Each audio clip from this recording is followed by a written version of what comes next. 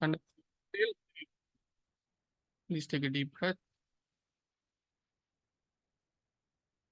Oh.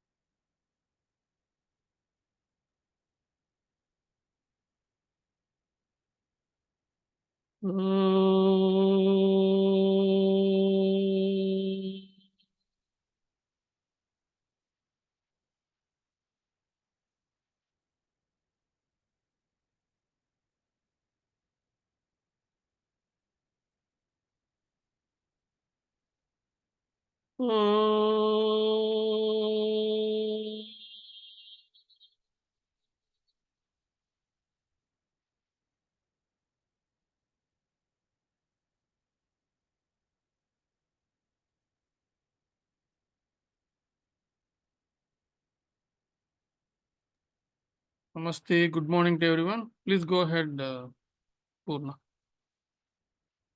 ॐ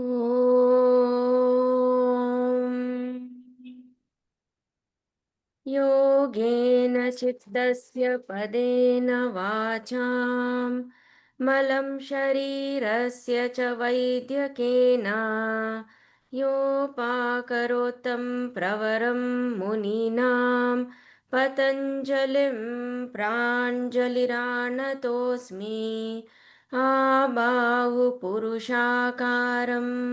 शङ्खचक्रासिधारिणम् सहस्रशिरसं श्वेतं प्रणमामि पतञ्जलिं श्रीमते अनन्ताय नागराजाय नमो नमः। अथ समाधिपादः अथ योगानुशासनम् योगः चित्तवृत्तिनिरोधः तदा द्रष्टुः स्वरूपे अवस्थानं वृत्तिसारूप्यम् इतरत्र वृत्तयः पञ्चतयः क्लिष्टाः प्रमाण विपर्यय विकल्प नेत्र स्मृतयः प्रत्यक्ष अनुमान आगमाः प्रमाणानि विपर्ययो मिथ्याज्ञानम् अतद्रूपप्रतिष्ठम् शब्दज्ञानानुपाती वस्तुशून्यो विकल्पः अभावप्रत्ययालम्बना तमो वृत्तेर्निद्रा अनुभूतविषय असम्प्रमोषः स्मृतिः अभ्यासवैराग्याभ्यां तन्निरोधः तत्र स्थितौ यत्नोऽभ्यासः स तु दीर्घकाल नैरन्तर्य सत्कार आदरा आसेवितो दृढभूमिः द्रष्टानुश्रविक विषयवितृष्णस्य वशीकारसंज्ञा वैराग्यं तत्परं पुरुषख्यातेः गुणवैतृष्ण्यम्।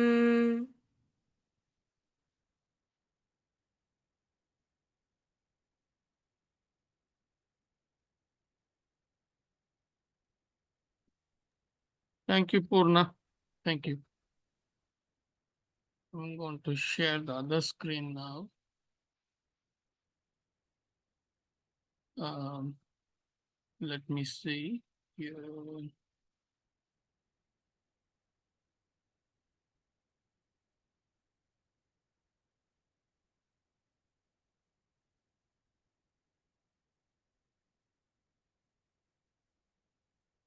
Okay.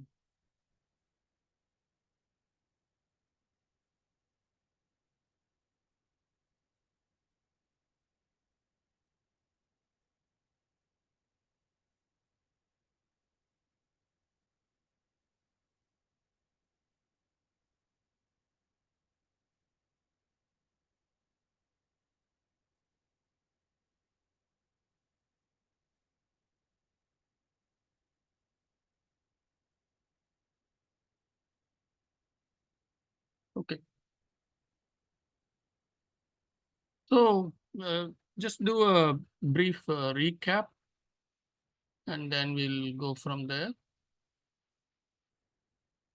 So last week we saw the executive summary and then a couple of other sutras. So in the first section, we said, I mean, Patanjali Muni starts with the declaration that this is a document on Yoga Sutra. And then quickly he moves on to the second sutra, which is the crux of this entire 196 sutras. So it says Yoga Chitta Vritti Nirodha, meaning yoga is the control or restraint of the activation of the chitta. So chitta is the software. We are all programmed entity. It is the software. And then any activation that takes place is going to produce a response from us. So that activation we know, it comes from the kleshas. And the kleshas are triggered by the five senses. We know all this now. So yoga is the control of that chitta vritti. Whatever comes out of the chitta, the activations that are taking place, the chitta vritti. Though, I mean, we can in a uh, we can probably refer to it as thoughts. So that's what we are calling as chitta vrittis. It is much more than that, but we can equate it to thoughts for now. Then in the next sutra, he says, when you are in that state, when the chitta vrittis have died down and it is all nice and quiet, then you are relating to reality. You are really seeing yourself. That is, then one observes the state of one's true reality. That's what he says. In Sutra number 4, he says, if you are not in yoga, when you are not in yoga, then you identify yourself with all the activations, with all the thoughts that are going on. That's what we all do. We are in that state. When we are not aware, that's what we do. So this is the executive summary. And he has ended this by saying that when you are not in the state of yoga, you identify yourselves with the chitta vrittis. So since he has spoken about our identification with the chitta vrittis, now he is going to explain about the chitta vrittis, what they are and how many types they are, etc. So in the next following sutra, in sutra number 5, he says, vrittis are of 5 types. Vrittis are expressions or whatever get the activations of the chitta are of 5 kinds. It's only 5 types. And they can be either painful or not painful. Meaning they can be painful or they can be pleasant. Pramana, viparyaya, vikalpa, nidra, smrittaya. So he says these are the 5 types. Remember, these these activations, the chitta vrittis, which are happening right from a young age until we leave this world. How boring it is. Just see, these are the 5 different types of thoughts. You can classify all this into 5 buckets. And this is what we go on and on and on and on and on through all our living years. This is what we have to see. And the 5 types is explaining as pramana, viparyaya, vikalpa, nidra, smrittaya. That is, pramana is evidence-based. All those thoughts are all evidence-based. Viparyaya, that is misconception. We saw that last week, where our thoughts are based on misconception. I mean, I fail in an exam, but at home I'll come and say, oh, I did very well. And then when the results come, I will again say, no, I wrote very well. For some reason, the examiner did not give me the right amount of marks. My friends got it. They all copied from all this misconception. Then the third one is vikalpa. We saw that V stands for Visesha. Kalpa. Kalpa means kalpana. Kalpana means imagination. here that imagination is Vishesha Kalpana, meaning a very grand imagination, or a imagination that has run wild, which means the person is deluded. So Vikalpa is delusion, where even when something is not there, you imagine it is to be there.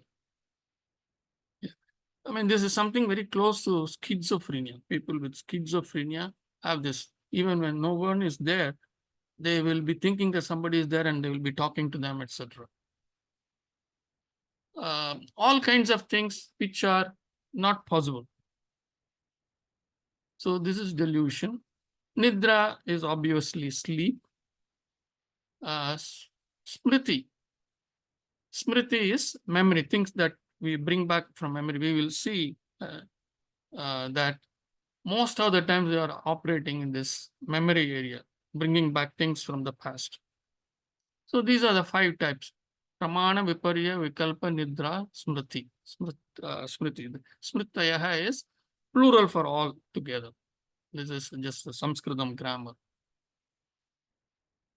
So then he is going to now explain what each one of them is. Any questions up to this point? Okay, somebody has put a question. Let me see what it is. Okay. All right.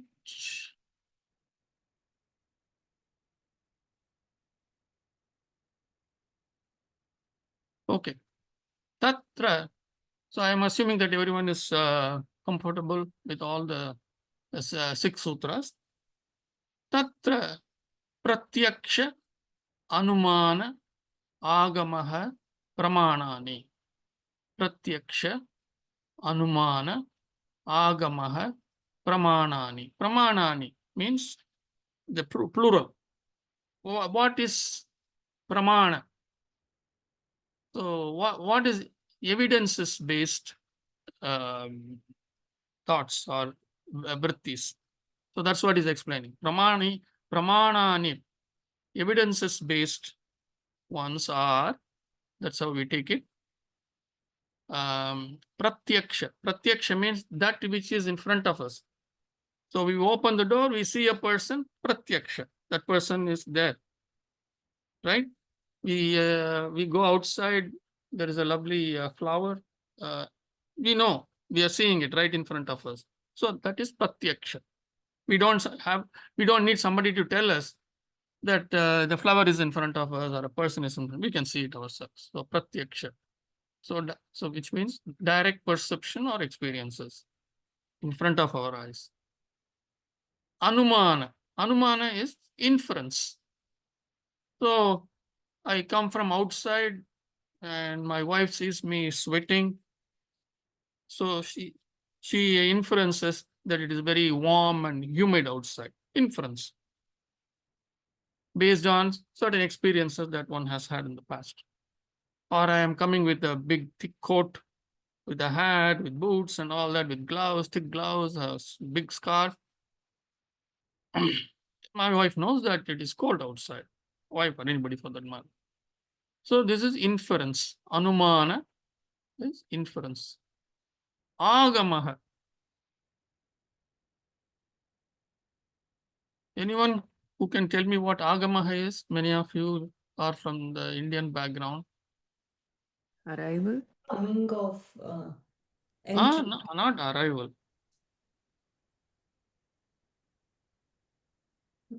That is agachati, agachami. Sanskritam. You are saying from agaya, right? No. Agamaha. Agama is coming to. Somebody is coming. Is Agaman. Yes. That's Yeah, what but agama is agamaha here refers to. Reached. Yes.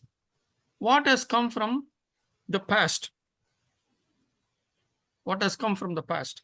The knowledge that has come to us from the past. The inferences that you are making from the past. So it could be from a book. It could be what our predecessors told us. It could be what our parents told us. Whatever it is. So the point to be noted here is people who are engaged in deep philosophy, Hindu philosophy, they would always say, oh, this is from Vedas. What we have to understand here is even before the Vedas were compiled by Vyasa, by sage Vyasa, this was there because we know that the Yoga Sutras were written before um Vyasa's lifetime, at least a few hundred years before that. So, what Patanjali Muni is saying here is what has come from predecessors, not necessarily from Vedas. So that's what it is, from previous experiences of our forefathers, etc. So these are the three types of the pramana vritti. Pramana chitta vritti is made of three types: pratyaksha, that is direct experiences; anumana, based on inferences; and third is agamaha. So in summary, you can see that it is one's direct experiences, inferences, and what predecessors have known to have experienced, or evidence, or evidences, or evidence-based chitta vrittis. Any questions? Okay. I have a question here, like I mean, pratyaksa. Hmm. Like I'm seeing you, but you are not pratyaksa. I'm seeing through the Zoom meeting, no? Yes. So so so where that applies pratyaksa. I'm not doing. I'm looking at you. I talking to me. Understand, perceive it, but it is not pratyaksa. Pratyaksa is somebody in front of me. Then I say pratyaksa. So No. how I mean you define that one. Whether it is virtual or real. See, in Hmm. this, when Patanjali Muni said all these things, was it there? Was Zoom sessions there? No. But Hmm. we also say pratyaksha darshan. Hmm. So in your mind's eye, you can also see how did many people have these mystical experiences. Mystical experiences mean that's only visible for that person and no others. So if I say I saw Saraswati while doing my meditation, it is, and I say pratyaksha, that I'm not coming and lying. I'm saying for real, when I saw, it was only visible to me, not for anyone. That is also pratyaksha. Only So for that person alone, not for anybody else. pretext means what you perceive, perception is reality. It is not a perception. But I mean that till I didn't clearly understand because pretext means the guy who is in front of me. I'm looking at his how is front of me. This pretext to me. Well, that's what I'm saying. Either it could be through your mind's eye, internally, or it could be external. Both are pratyaksha. So let's move on. I don't want to spend too much time here. We can talk one-on-one if you didn't understand this.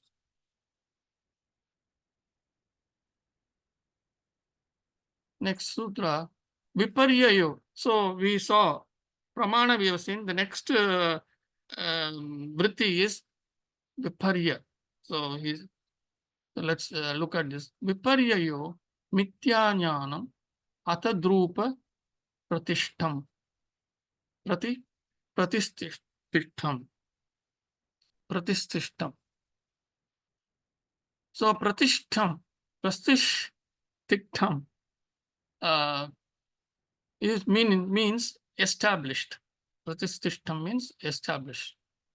So Viparyayo means that misconception, opposite kind of thinking or misconception. Where is this misconception coming from? He's just defining this Viparyayo. Where is it coming from? Mithya jnana. He says it comes from false knowledge.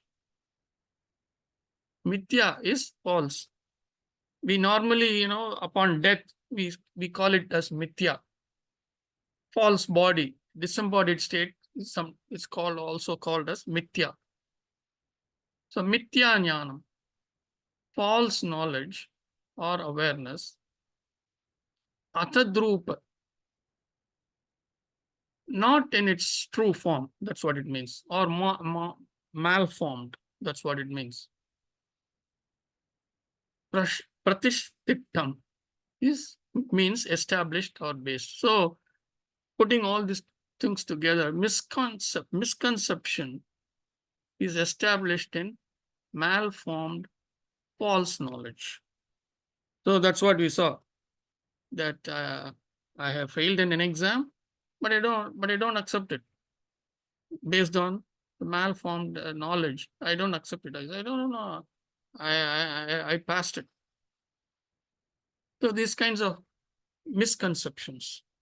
So there is a, last week we saw this example. There is a rope lying on the grass, but that then I misconceive it as a snake. So these are all misconceptions. Any questions?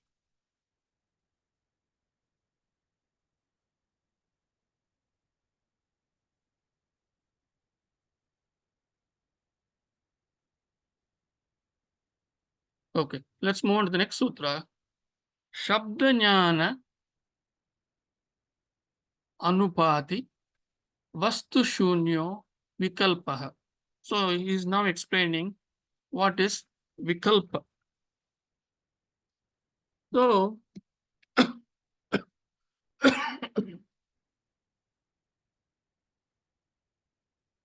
um, Shabda jnana. Shabda means words, or it also can mean vibrations. So here he says jnana is knowledge or awareness. So Shabda jnana is knowledge inferred from words, or knowledge of vibrations. Knowledge of vibrations, which is science of matter and energy, because we always, in science, we always say matter and energy, matter and energy. And this is explained by many the theory in physics, where we say in one aspect we say vibrations are particle based, and in another way we say vibrations are wave based, the wave particle theory. Similarly, knowledge of vibrations, which is science of matter and energy. So although the Shabda Jnana could mean knowledge from words, this term based on the knowledge of vibrations, this is what we will see in the whole of the sutras, that you will be able to feel these vibrations moving through the nadis in our body. So this is our software which is moving around. So that's why we say knowledge of vibrations is more apt in this context.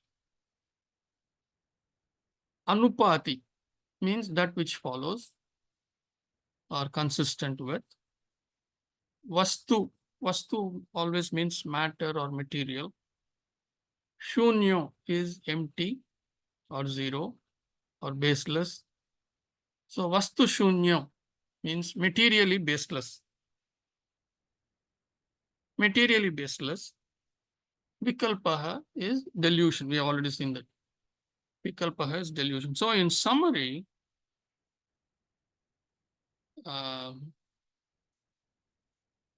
we can see that delusion is that which follows knowledge of vibrations, but is materially baseless. The alternate meaning, delusion is when words conjure images that are materially baseless. So that's what we said, that somebody conjures up an image of a horse flying. I mean, okay, scientifically maybe it is possible, but materially it is not there.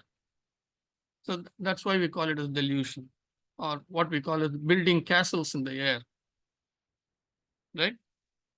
Those kinds of things. So delusion is that which follows knowledge of vibrations, but it's materially baseless. It's simply not there. Any questions on this? What we see in a dream is a delusion, right? There is nothing there, but you see so many things in it, just like real in dream. So this is a delusion. No, but if you see a train in the dream, that is not delusion, No, right? You see a train in the dream, is it delusion? Train is there in real life too. yeah, but I mean, at that time, train is not there at the time, but in sleep you see the dream. All the dreams are not in delusion. I'm just curious. No, if you're saying that you are running and getting into a train in the dream, at that Mhm. point you're not doing that. That's all. Okay. Yeah. So, what is the difference, or what is he conveying between illusion and delusion? What is that? We are Difference, not talking anything about illusion. We are talking about yeah. delusion. Yes. Is there a what's the difference? What's the difference between? Illusion and delusion. Are you, is my audio good or? Yeah. Your audio is good. Yeah. What is Okay. the difference between illusion and delusion? Um, they are both similar, excepting the fact that illusion is what we call as Maya, meaning it can be at certain times it can be real, whereas delusion there is no chance for it to be real at any point of time.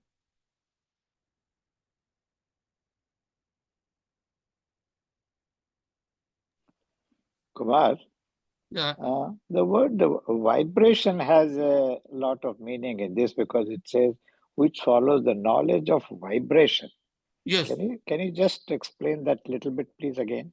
Vibration, because everything is now is attached to the vibration from that Correct. sentence. Yeah. See, this entire software that we are talking about, the entire the programmed entity that we are, this program entity exists as vibrations. That's how it is moving in the body. It's moving in the organs. It's moving to the legs. It is moving to the toes. The vibrations. It's not just always, it's not that it is sitting in the head. The software is moving all around because it is existing as vibrations. So uh, you Mohan and all of you can understand it much better. When we call this as vibrations, it's like an electromagnetic wave. These vibrations are existing as electromagnetic waves. Are they real? Yes. You can see it, but certainly we can measure them, right? We can experience, right? Something moving body and like Abs- vibration. There's experience Yeah, something. you can experience it. Yes. So, what is an example of electromagnetic wave? Is what is happening right now as I speak, and my image. This is going to a. This is being picked up by by a microphone and a camera, and then they are converted into electrical signals by the mic and camera, and then some processing is done, and then it's sent out from my house into the space through as vibrations, as electromagnetic vibrations. So then it's caught in a cell tower someplace, and from there it gets transmitted to wherever it needs to go. And then once it comes to your laptop, there it is again changed back to, the vibrations are changed back to what you can see and hear. So those are vibrations. You sit in a concert, somebody is beating the mridangam or tabla, you hear those sound vibrations, right? Somebody is playing on the violin, you hear those musical notes, you hear those sound vibrations. Somebody is singing, you hear the sound vibrations. These are all vibrations. So similarly, there are some vibrations which are flowing in the body as well. That's what we are calling as software vibrations.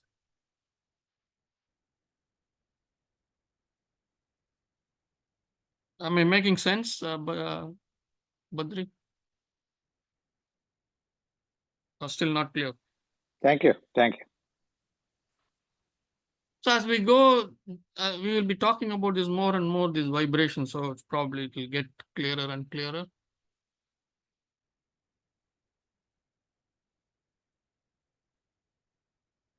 Yes, Shashi, that you are correct. When you are speaking, the words are vibrations. Yes.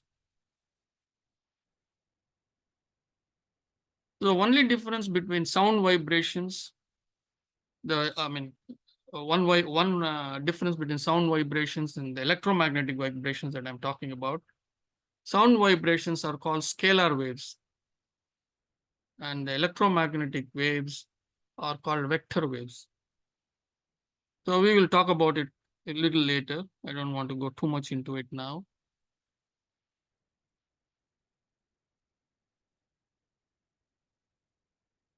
So is this clear? Delusion? Okay, let's move on to the next sutra,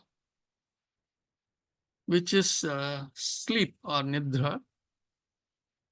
Abhava pratyaya alambana vrittihi nidra. Abhava pratyaya alambana vrittihi nidra. So nidra, that nidra means sleep. So nidra is also a type of vritti. Vrittihi, that's what he says.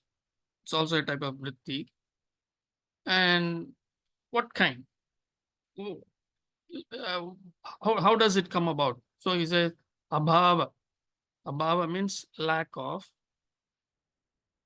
Pratyaya. Pratyaya is conviction or belief.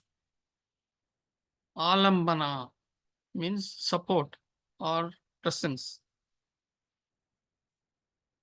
So vrittihi, the expression, nidra is sleep. So putting all these words together, the expression without the support of beliefs is sleep. So in when we are in a state of awakeness, when you are awake, some kind of belief, something is going on, something is there. But when we are asleep, all the beliefs have gone to sleep also along with us. So that state is what he is calling as the state of sleep, nidra. The expression without the support of beliefs. That is, there are some vrittis that are happening even during that state. That's what he's calling as nidra. So how do we understand this? Many authors have explained this as when you are having a light sleep, that's when the dreams happen. Okay. So the dream is kind of a chitta vritti. So you are sleeping, You're having a light sleep, and then you're drifted off into a light sleep, and some dreams are happening. So chittavrittis are happening. That's what we can say. No, you have gone into your sleep, yeah, into a state where you don't have any beliefs, nothing, because you've gone into a light sleep. But some dreams have come, and so this is a kind of chittavritti. But what happens when you go into deep sleep? When you go into deep sleep, there is no there are no dreams in a very deep sleep. But scientifically also they have measured there is some activity that is going on. So this is what in the last class we spoke about, or last class, or maybe in the pre-class we spoke about, where we said that when we are in deep sleep, the modem, the software modem that connects to Ishvara, or the cosmic Chitta, Ishvara, not cosmic Chitta, the Ishvara. That modem, which we can, call it as the Atman, which we can call as Atman, that is enabled because during normal wake hours, so much of chittavrittis are going on, there is no energy in the body to turn it on. Everything is consumed. All energies are consumed in these activities, both physical and all the chittavrittis that are going on. So in sleep, because all the chittavrittis have died down, nothing is there. There is enough energy in the body to turn on that modem in deep sleep. In light sleep also it is not able to do because some chittavrittis are going on and all these dreams are coming. Whereas in deep sleep, everything is quiet and is able to turn on the modem, and it connects to Ishvara or wherever it has to connect to the higher zones, and certain downloads which are essential for our immune systems, those take place. This happens on a regular basis. That's why in medical sciences they say sleep is very, very important for good health, and we know that it's not only to feel refreshed, it also has all these other things, latent things which we don't know. Main thing is, if you don't have good sleep, then all kinds of illnesses can come, and this is what we see. That's because the immune system is not getting its quota from above. So that is why sleep, even in deep sleep, because this connection is happening and certain downloads are happening, the chittavrittis are happening, it is still called a type of chittavritti. Sleep is still called a type of chittavritti. So this is why when we get into the state of samadhi, when we get there, when we get to those sutras, we will see that it is different from sleep because you are aware, but everything has calmed down. Everything has quietened. There is no chittavrittis at all. Zero chittavritti.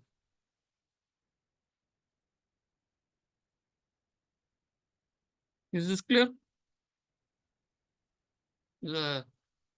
Because this nidra as chittavrittis is not very well explained in most of the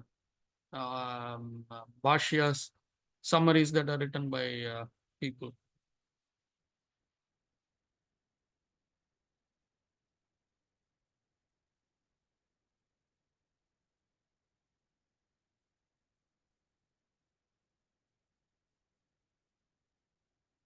So it kind of seems like chitta vrittis being absent is like we're beyond klesha or karma in Yes. sleep.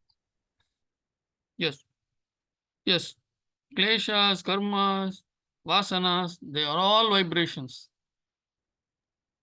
So when there's dreams or adventures or whatever you want to call them, in our sleep, is that still having that brain activity used with karma klesha or no karma klesha? Could be, could be not. I mean, because dreams are generally, some that are taken out of memory, and then it is obviously it is not exactly the memory thing, because some stupid things we see, right, which just cannot be there. So obviously some klesha is also massaging it. So I'm sure there is klesha is involved in that. If is karma involved in that, I don't know. I can't say for sure. Thank you. I mean, main thing we have to understand is it's those chitta vrittis, those those joined together, all these kleshas and smriti, whatever is held in memory, etc., combined together, they cause a picture as a dream. Both this, the chittavritti of memory is acted upon by the kleshas, and then we have this dream. Okay, let's move on to the next one. Anubhuta Vishaya. Anubhuta Vishaya asampramoshah smritihi. Anubhuta Vishaya asampramoshah smritihi. So again, he is explaining what smriti is. Smritihi is how it is ending. So smriti, that is memory.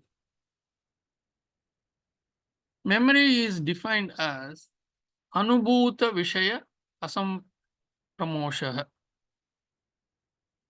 Anubhuta. Anubhuta is that which you have experienced. Vishaya is subject matter. In Tamil we say Vishayam is subject matter. In Tamil we say, instead of WhatsApp, we say Enna Vishayam, WhatsApp. Anubhuta Vishaya, Vishaya subject matter. Asampramoshah, not lost or not forgotten. That which has been retained. That's what it really means. Smriti is memory. So, if you put everything together, it means experienced subject matter, not lost. So we had an experience many years back that we are able to bring it back today is because we have not lost that subject matter. It is stored somewhere.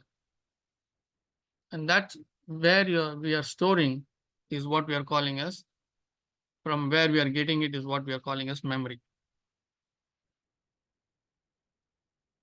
Experience subject matter, not lost or forgotten, is memory. Any questions? Can it be sanskara also? What's the difference between smriti and sanskara? Smriti is in what we are getting memory from in this birth. Samskaras are things that come from previous births. Samskaras are not just the memory alone. It is karma, klesha, and vasana, all three put together.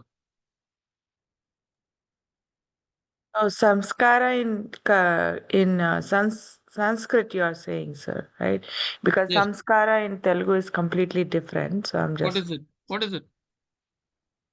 Samskaram is like respect and like other attributes like they say, oh, you don't have any samskaram, like you don't have any respect for others, Oh, no manners, kind yeah, of. yeah, okay. I have heard this You before in the you last class. heard that before? Yeah.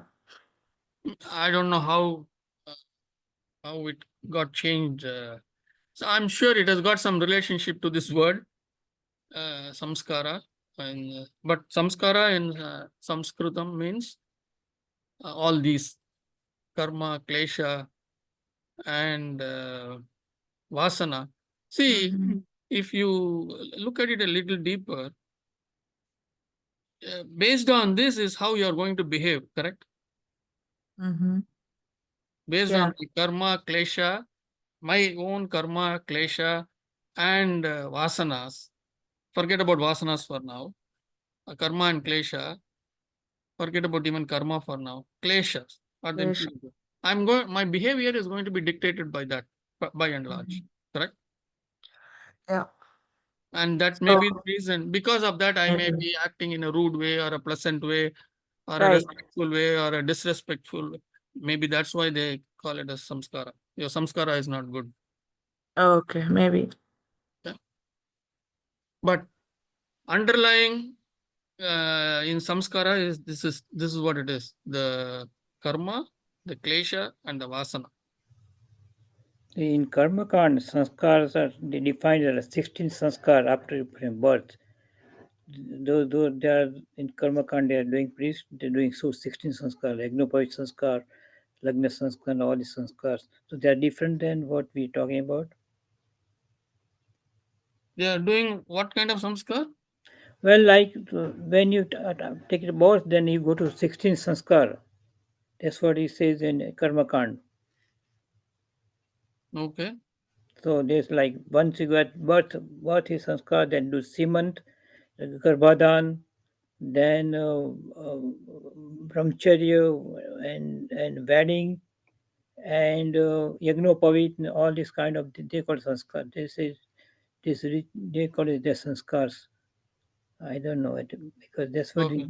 Anyway, I mean, Patanjali Muni is not talking about that, so let's okay. let go of that for now. So we have seen the 5 types of chittavrittis. So I want you to take a moment and understand all these 5 types: pramana, viparyaya, vikalpa, nidra, and smriti. Right? 5 of them: pramana, vikalpa, pramana, viparyaya, vikalpa, nidra, smriti. 5 of them. So we have seen definitions for all the 5 we have seen. Any questions here? Or do you want me to revisit any of that? Let me see, there are.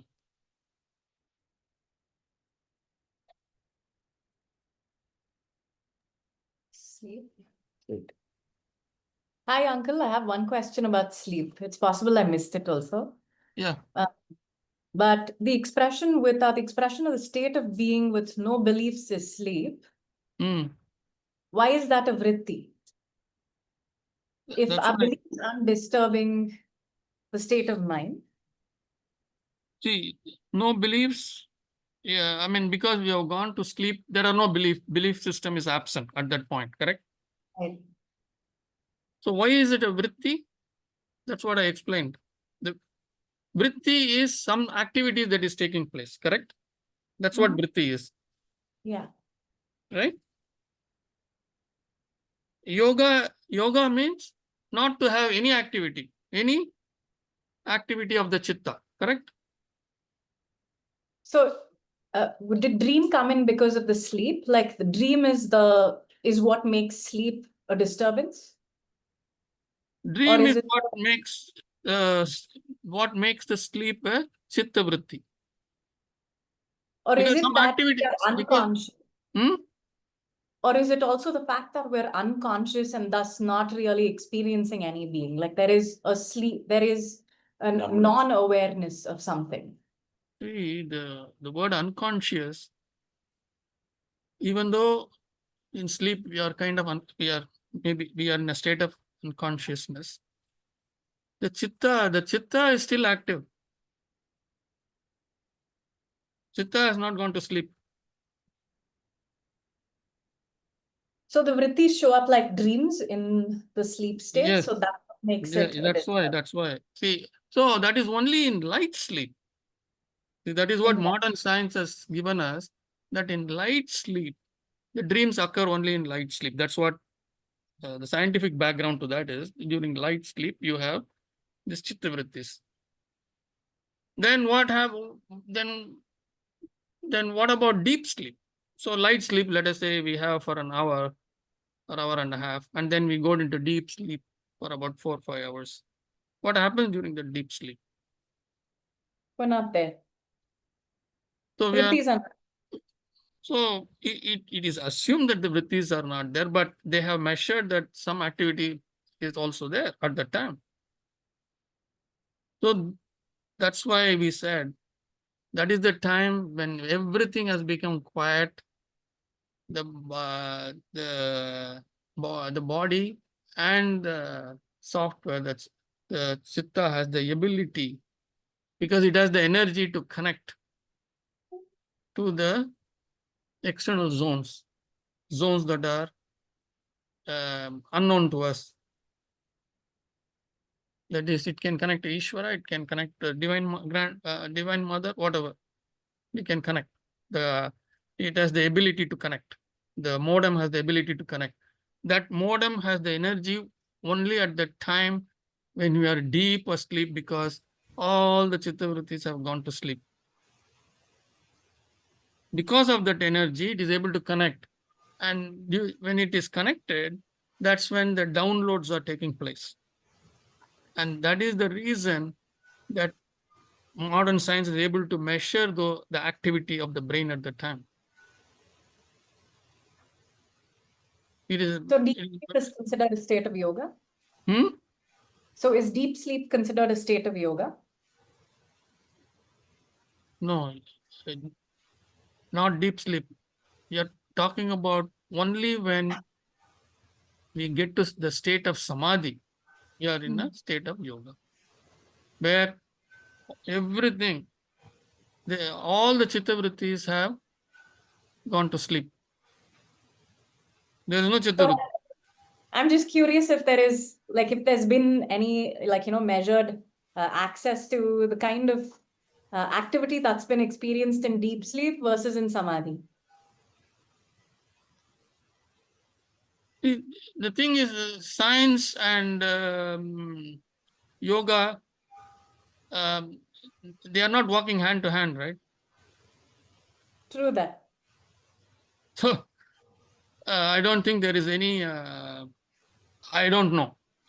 Maybe they have published papers or whatever. I'm not aware of that.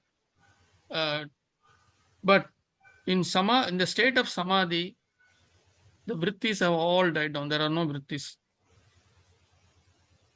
There is nothing comes from memory. Nothing comes from any of the five. None of the five are happening. None of the five vrittis are happening. The only thing that is happening at that point of connectivity with the divine. That's it. Connectivity to the higher energy, if you will. Kumar, may I say something? Just as a reference point, if you wanted to look this up. I know that in Madison, Wisconsin, that they brought a monk in that was I think David, I don't remember his last name, but they were working on, the monk would go into the MRI and then go into his samadhi, and they were measuring his brain waves and all of that, the activity, whatever they measure with an MRI. Plus they were measuring, with the little things on their head. So they can measure, and there are studies out there. So if you're interested in the difference between sleep and samadhi, brain activity, it's out there. Okay. That's all. Thank you. I mean, if you have some information, just why don't you post it in the WhatsApp group so that people can go and take a look. Kumarji, I do see that the vrittis are very essential for your day-to-day life, because those are the things that would help us in work, in life, in many ways. Now, it is working against our state of yoga. So, is there any way we can attain yoga with this vrittis? No. See, there are, it's not um, the teaching here that you have to be in samadhi all the time. Okay. Okay. The teaching is not that you have to be in samadhi all the time, because if you are in samadhi all the time, you cannot be productive in this world. You can be productive in a different way, but it is not for all the people to be in samadhi all the time. Okay. So, so there are vrittis that are needed, and there are vrittis that are useless. So you must have the control to restrain them. That's what we are all talking about. First, learn how to control it, and then we can let what we need at any point of time. So I'm just hoping that at this point of time, we are just categorizing or understanding all this vrittis for now. Correct. So what I also want you to do is, when you go home and when thoughts come and you are aware enough, then see where this thought is coming from. Which thought is vritti, right? Where is it coming from? These are all the very interesting things that one can do on their own. I cannot do it for you. You have to do it yourself, right?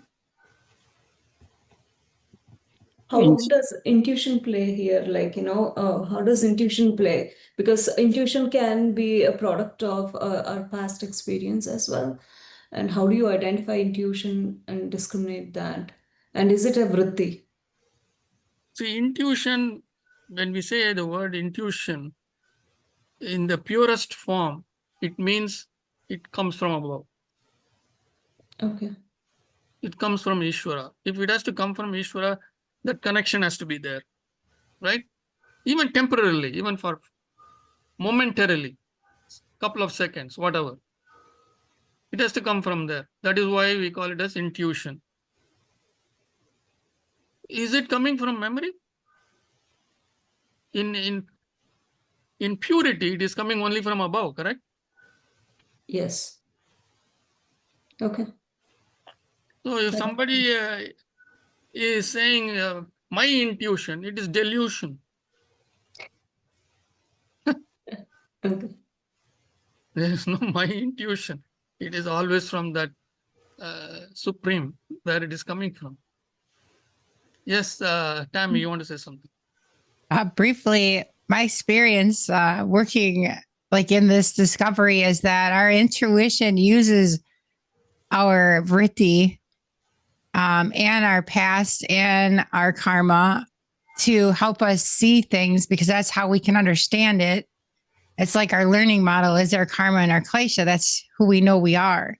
And so I've noticed in my experiences that intuition will walk me through places of knowledge,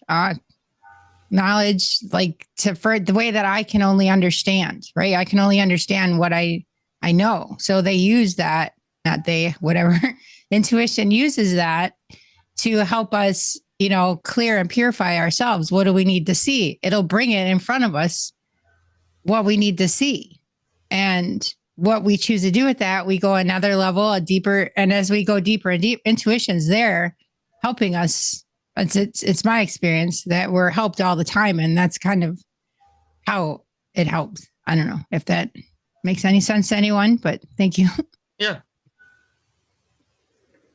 Yeah, I will give you an example here. Maybe it'll be useful to all of you to understand what intuition is.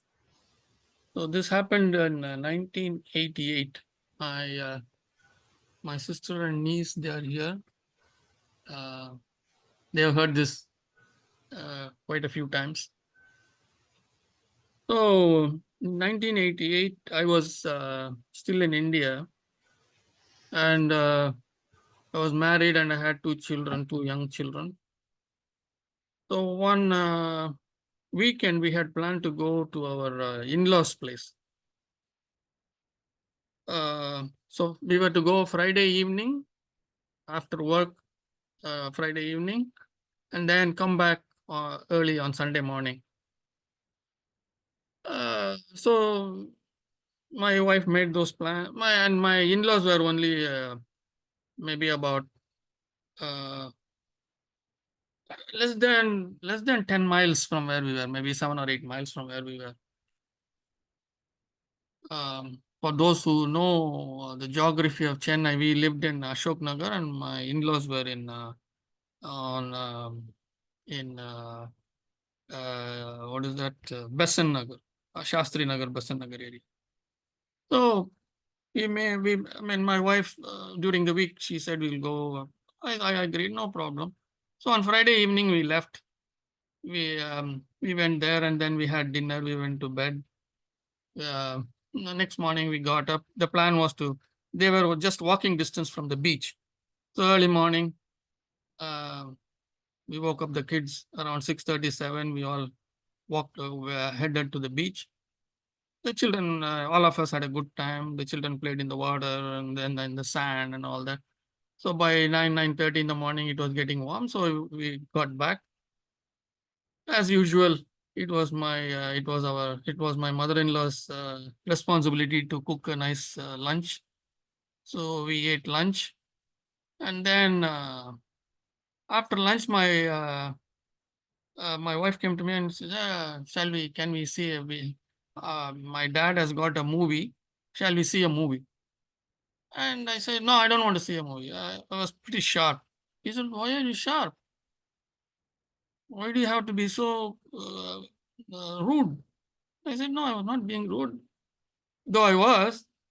Then she said, "Okay, if you don't want to watch, that's fine. You do whatever you want." So I, yeah, so I went into the. She said, We will watch the movie, and you can, if you want, you can go and rest." I said, "No, I want to go to. I will go and read the newspaper." So just around that time, I began to understand the reason for my curt reply. I should say curt reply, not a rude reply. Curt reply was very short reply was. um I started understanding that there was a voice telling me to go to my parents' place. My parents' place was another 10, 12, maybe 15 kilometers, maybe about 10 miles from where we were. Not too far again. And I just could not understand. It said, "Go, go." That's all. The message was, the intuition was, go. Go to Krompet. That's where my that's where my parents live. Go to Krompet, go to Krompet, go to Krompet. Go, go, go. And I'm not able to shake it off. And I don't want to go because we have come here, made plans, we have come here. There are many women here. And suddenly I say I want to go to my parents' place. Obviously, my wife is not going to take it very well. He said, "Oh, this always happens when we come here. You want to cut it short." So, uh, I mean, despite that, uh, I just could not shake it off, and I was becoming more and more irritable. Uh, it was good that I didn't watch, because this is coming on and on and on. It was good I was not watching the movie. I read the newspaper for some time. I just could not focus on it. And then, for some reason, I got so tired, I slept for some time. And then when I got up again, it was there. Go, go, go. Literally pushing me. And I didn't have, what should I say? I didn't have the courage to tell me that something is going on in my head and it is saying go. because my wife will definitely say, you know, you're deluded. Right? Especially when we have made all these plans. So finally, with great difficulty, I pushed it, I refused to go. And maybe by 7:30, dinner time, it started getting weak, became weaker and weaker. And by after dinner and by 9:30, it was gone. So then I went to bed, I slept. Next morning, early morning, we got up, had a cup of coffee, and we said we'll have breakfast in our house, and then we left. When we got home, we didn't have a phone at home at that point of time. You know, this is 1988. A lot of difficulties in having a phone at home, but there was a telephone, a landline, no cell phone those days. Was there in my friend who was also my neighbor. They lived downstairs, and we lived one floor above them. So she heard our scooter coming in, so she came and said, "Oh, there was a call from from your parents' place this morning. Your brother called." And she said he called around 6:15 in the morning, and it didn't make any sense. I mean, why would anybody call? That means there is something is not right. That's when they call. So I was a little taken aback. I said, "Thank you very much." But she said, "Don't worry." They said they would call back in 15, 20 minutes. The call might come anytime. I will come and call you. I will come and knock on the door, or I will yell from the staircase. So keep the front door open, she said. Okay. And um, we came upstairs, and within few minutes she called. So I went and picked up the phone. My brother was on the other line, and he said, "Father did not get up this morning. He did not wake up." And I said, "Okay, I just got back from my in-laws' place. I'm coming there right now." He said, "Don't come here. We are coming to a hospital very close to where you are. So come there." So I rushed to the hospital. So by the time they had brought my father there, admitted in the hospital. He was unconscious, and they were trying to find out what went wrong and all that. And they were trying to. So, long story short, all this went on, and what I found out was my father had taken a huge dose of sleeping pills. Okay, huge dose, from which he could not recover. He fought for life for 5-6 days, and then he passed on. So that's what happened. But there was a intuition, there was a message for me to leave, for me to go there. If I had gone there, maybe I could have stopped. On seeing me, definitely my father, because I'm going to be with him all the time, right? Because I'm going to be there only not for too long, maybe for that night, or maybe for a few hours the next morning, a half a day or one day. I'm going to leave. So most of the times I'm going to be with him, trying to talk to him, talk to my mother. So we are all going to be there. There would be no way for him to do that. And even if he does that, I would be right there. And maybe I would have found out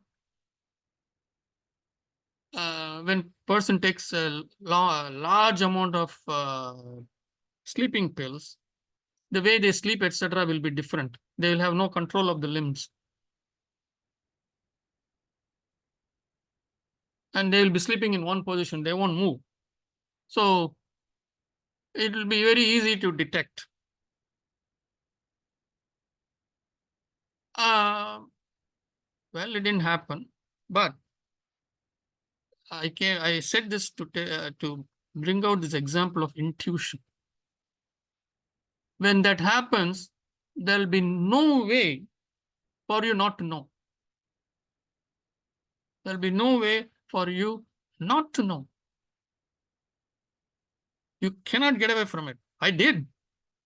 With very great difficulty, nearly for about 6 hours, I fought with it not to go. 6 to 7 hours, I would say I fought with it. And the most intense part maybe lasted for about 3 to 4 hours.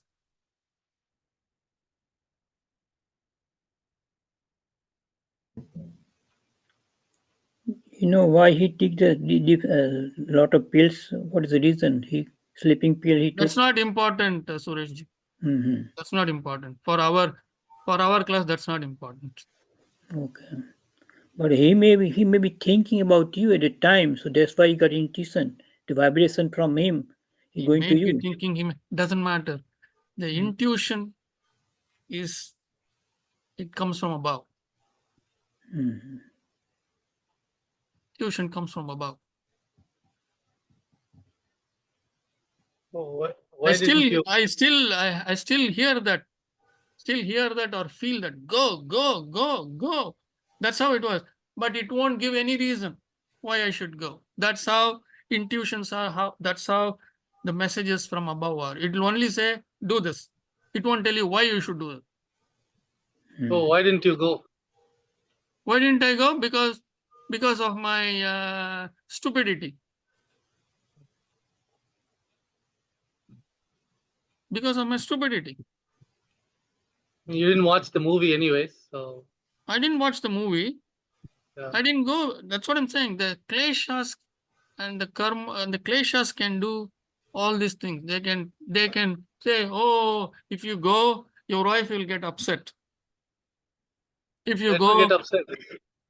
what is that? Let her get upset. Doesn't matter, right? You are not married yet. Okay. Sometimes you have to upset people, you know.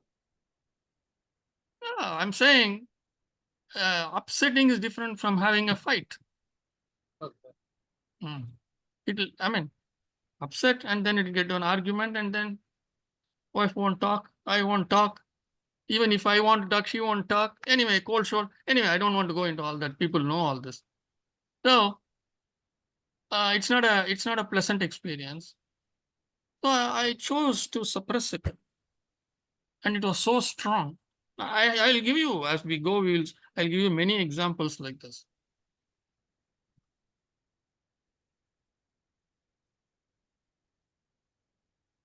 What, Mohan? Can I ask? Yeah. You want to ask? Go ahead. Yeah, I have a question, Kumar. Yes. See, most of the time in hindsight, we identify this, right? Because like you got this idea or the thought came in your mind that you should visit your father. There would have been so many other thoughts which you would have kind of dismissed it and nothing, no bad outcomes would have come out of it. It's possible that this particular thing which you dismissed proved to be the outcome proved to be bad. No, this is analysis later, but I'm saying when I was there in that house, when I was there in that place, it was literally pushing me out. That cannot be a light. It was not a light one-time memory. It was there all the time, and was very, very intense for 3 to 4 hours. It was like somebody standing next to me and yelling into my ears, "Go to Cropet." But I'm an engineer. I want the reason. If it had told me your father is going to take pills, and if you go, you can stop it, then I would have gone. Even my wife would have come with me. Maybe my in-laws also would have come. We have taken a car and we would have gone. We would have rented a big car and we would have gone to stop it. But the divine's message will never give you the reason. I understand.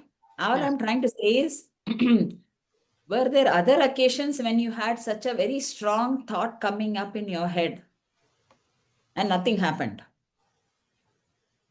I will give you examples as we go forward. I don't want to exhaust everything today.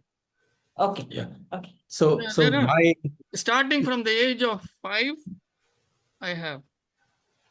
Okay. Yeah. So my 2 observations are there. One is for Yogeshwar.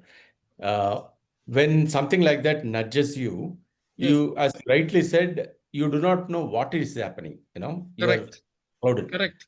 So you do not know whether you should take such a step or not. That's what happens. You know, I mean, it could be very simple things like, between choosing between these two, you may just feel that, don't select this, select that. But you go ahead and do that because you do not know why. But later on, you find that the selection that you made was right or wrong. Later you realize. But at that point of time, you are not very clear. So that is one observation. The other one, I should accept. I mean, I agree that I am very surprised with the intuition, because my definition of intuition, which I read in scientific papers and everywhere, it's something which you don't know why you are observed, but something you observe. A small, cool wind just came in. You didn't know that, but immediately you know that it's going to rain. It's something like that. Just I'll give you one quick 30-second explanation on one. There was a car race track, and F1 race, and they found the guy suddenly slowed down. One driver slowed down, and he escaped accident. And people were surprised. Why did he slow down? They asked him. He said he didn't know. Then they were trying to figure out. They looked at all the old videos, the entire video, and found that just a second before, all the people, the other side of the people and the bend, they had seen this another guy getting into an accident, and the expression was very strong. And they concluded that this guy was watching the crowd, and he realized that there is something wrong and he could slow down. I mean, this is a explanation. So for me, I'm not very, Malcolm Gladwell also says some of these kind of things, but then that is within the ecosystem. You have to be within that system. But when you are outside, so far away, something happened is something very interesting and hard to understand or comprehend for people who have not experienced that. Yes. See, like I said, in that experience, I remember things from the age of 5. I will go, as we go, we will see this. I will give at appropriate time. I will reveal some of these things. At the time, I didn't know, right? When my father thing happened, I didn't know that this was an intuition. I didn't know. But when after he was admitted and all that, we went through all the, he passed away in the hospital, then we took him home and all these ceremonies, etc. Only after that, it hit me. It hit me really hard. And I carried this with me, that why I didn't do this for over 6 years. For over 6 years, I carried with me until that awareness came, and then that jnana set in. And since then, I became very watchful. So Mohan made a good point saying, how do we know whether this is, especially when we make choices, how do we know what is right and what is wrong, what is intuition? So that's why I am coming back to that saying, when it is intuition, there are no two. It is a state of Advaita. Where is our man, Advaita man? Yogeshwara. Right here. So there are no two. No, there only one. No choice. Okay. Actually, that incident of my father, there was no choice. Really speaking, there was no choice. But there was two choices, right? It was even today, that type of a message, maybe 1 million times milder, I would heed to that, because I have become sensitive. Oh. No, but you still had a choice to go or not to go, right? Yeah, I had a choice, but in my mind, I made up that I have no choice. Although it was good food, You had good food cooked by your in-laws. I mean, you didn't watch the movie. You had time. The mind will paint much more, many more pictures than this. Many more pictures it will paint. Yes. You could have taken a cab, taxi, or you could have taken your own transport, something. No, those were not issues at all. Those were not issues at all. The issue was with the mind to make up to go. Minds refused. And when did you see your father before that? Few days earlier, or maybe no, not the previous day, because we were not staying in the same house. Maybe a couple of weeks prior to that. And you were in the US and you had come back to India, or no? No. I was still in India. I had not come. Oh, okay. Okay. Actually, that incident, going back, that incident and that that guilt, Okay.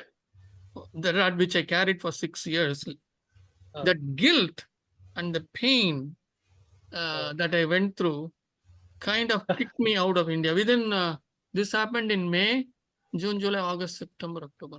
Within about 7 months, I left India. Oh, within 7 months. Okay. Immediately things started happening. Oh. Yes. Within 7 months, I left India. And that was it. Bye-bye, India. Oh.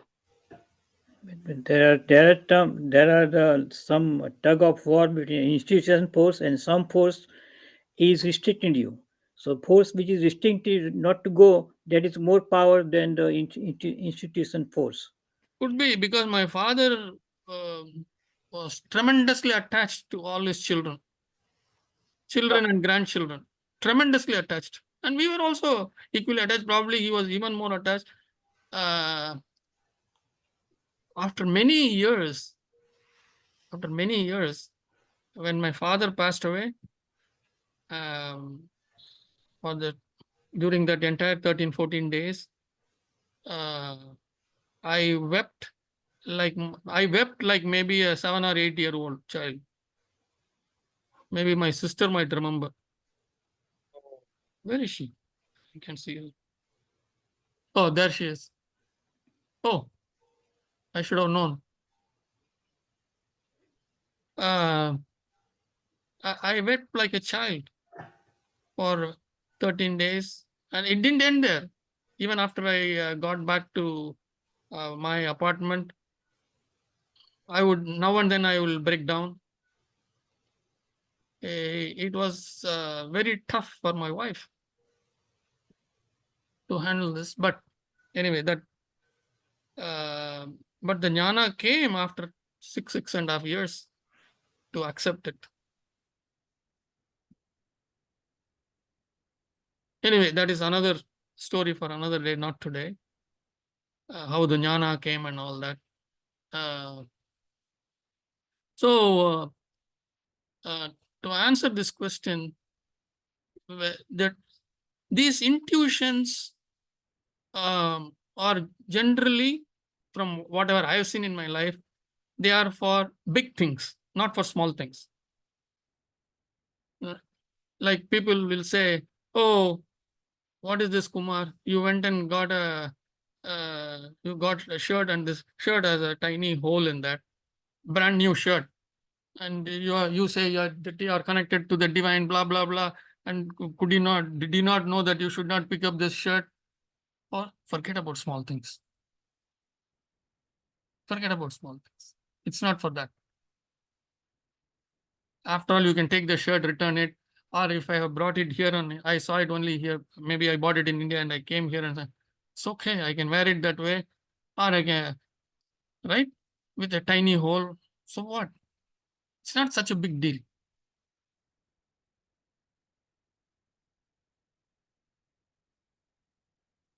I used to tell my hatha yoga students, every morning when I wake up, there is the red carpet in front of me. I only know that half step or one step that I have to take. That's all I know. I don't know where it is leading me to. That's all I know. when you live on those kinds of, on those terms, you will never ask, what is there in store for me? I've started this yoga class, this Patanjali yoga class. This got organized in less than 2 weeks. Yogeshwaran and his mother were responsible for this.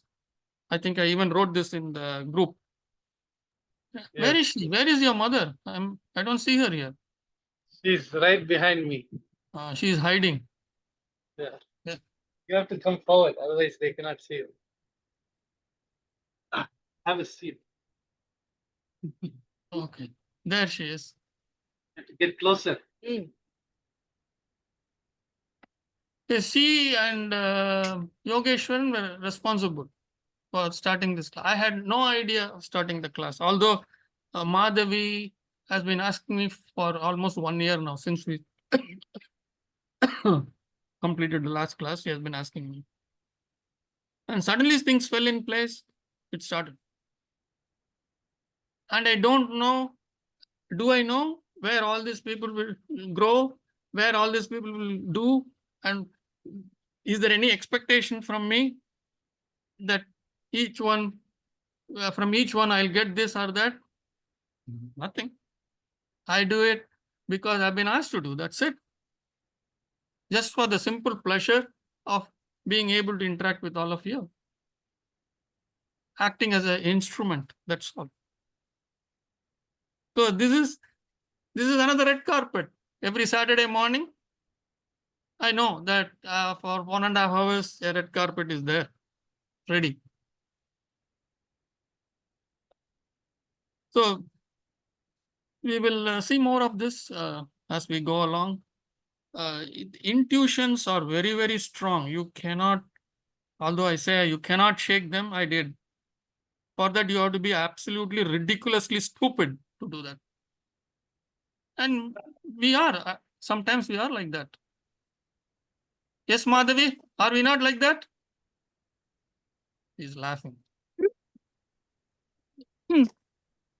Huh? Yes, sir. Yes.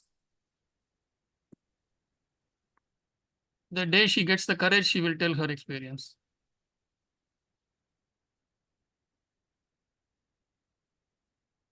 So we all have those kinds of experiences, and then we have to go map it to that. And as we, as these kleshas leave us, as we have this learning coming into us, open ourselves to all this learning, then these intuitions become real. It will be easier to pick up the intuitions. Like I said, in that case, there was no way for anybody to not go. It was literally somebody putting their hand on my neck and pushing me out. I still didn't do it because there was no physical force.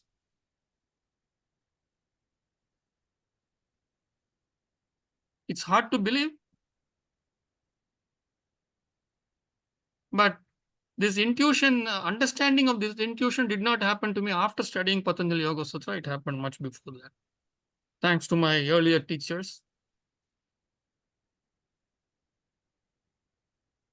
But this gave me a lot more foundation and understanding. Any other questions before we wind up? It's almost 8:30. We talked about like memory and sleep and all these things. So is there something that we should take away, like what time to sleep, how long to sleep, the conditions, or those are not talked about? Those are not talked about directly, but in the second chapter, he's going to prescribe something called Ashtanga Yoga. Okay. And as part of that, he's going to talk about Yama, Niyama. Oh. Niyamas. Niyamas are those disciplines, right? Yeah. But he's not going to say get up at 5 o'clock in the morning. All that he's not going to say. Those he's are not all. going to preach. There's enough amount of text, so he is not saying all that. Oh. Yeah. So he's not telling you how to live or how to be. He's just telling how things are. See, you have to see this entire sutra is telling you how to quieten the mind. how to quieten the mind, how to control the chitta vrittis. Oh, okay. When you control the chitta vrittis, what happens? You connect to above, right? Intuition. Getting up and going to sleep, that information, if from whom will you listen? From above, or if I tell you that? From above. From above. So all those things will happen from above. Okay. Nice. Lavanya, any questions, Lavanya? No, sir. Same question like Mr. Mohan Ramanathan. How do we know that we have to react to these institutions or we don't have to react to those institutions? So, That's what I'm saying. Intuition, when it comes, you will have no way of refusing it. You will act on it. okay. That when it is intuition, there is only one. There is no two. There are no options. It is the kleshas which will give you those options.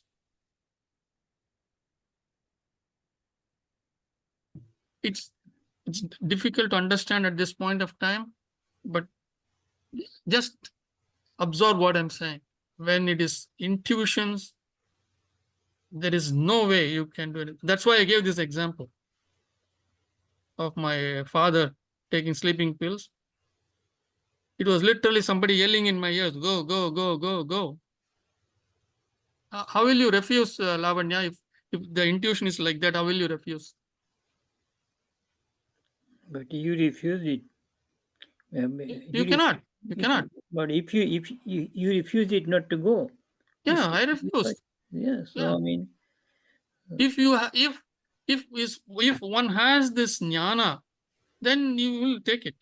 Because I didn't have that jnana. So Klesha did that not to go? Yes. Klesha did that not to go. Yes. Avidya on top. Top Okay. of the klesha is avidya. Okay. Lack of wisdom. Yes, Sanjana. If it helps, like what I understand is also that you have to speak yoga, up. What I understand also is that the process of yoga is us getting to that place where we're able to distinguish intuition from ego-based thoughts, right? Yes. Like heart-based versus ego-based. Because And as we move through we are that, going to because we are going to see in kleshas that ego is part of that klesha. The doer. I am the doer. I know it. We call it as abhinivesha. I am the doer. I know it. I know it. So the mind is saying, when it's saying go, go, go to Chrome, but I'm saying no, no, no, no. I know when to go. Go see your father. I mean, it's only saying me go to your parents' place. It didn't even tell me your father or mother, nothing. Go there. That's it.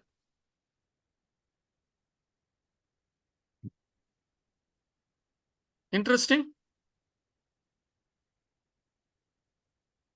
definitely. So we will see examples, not only from my life, and there are other examples also. I will see. Keep your mind open. Unlearning is a great learning. This is what I understood. There's been a tremendous amount of unlearning that has gone on in my life, and it's still happening. It's not the end. Any other questions before we wind up? Namaste. Thank you, everyone. We'll see you again next week, Saturday, same time, 7 o'clock. Thank you, Namaste, sir. Thank you, sir. Thank you, sir. Thank you. Thank you, everyone. Thank you. And an appeal to everyone, keep your videos on so that I can see you. Okay. Thank you. Namaste, Sumaj. Namaste. See you next week. After all of you leave, I will leave as a good host. Kumar, after or this morning as I'm laying in bed at 5:40, my intuition, because I laid in bed for like extra 20 minutes and it was saying, go, go, go, go to class. So I wanted to share that. Hi, Tatiana. You look good. Hey, Suresh. Hi. Okay. Thank you. Goodbye. Bye. Bye, everyone. Namaste. Bye.